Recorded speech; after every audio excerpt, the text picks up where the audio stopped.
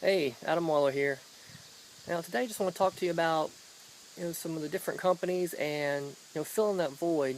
There's a lot of really great companies out there, great marketing companies that provide some great services and opportunities for people to make money online and to create a more abundant lifestyle. But often it doesn't really matter which company it is. They have a weakness somewhere. They have their really good strengths, but they also have some weaknesses. And what I want to talk to you about is filling the void and looking at these weaknesses as an opportunity to bring more value to the marketplace. So for example, there was this one guy who he was being held back, or he felt he was being held back from either promoting a company or joining the company because he didn't want to sit through like 5 hours of video training.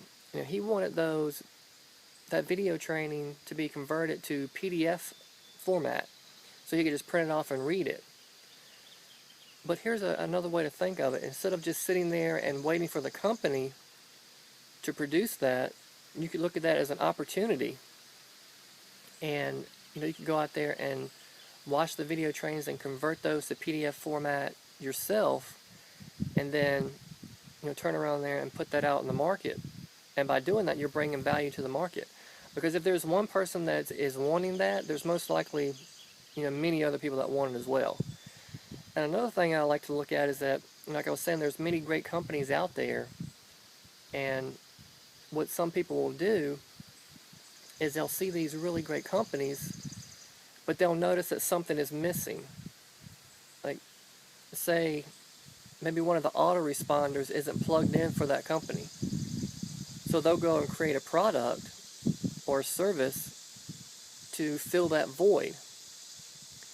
And just as an example, on the prosperity team, they actually created a way for the Empower network to be plugged in and connected to the GVO autoresponder.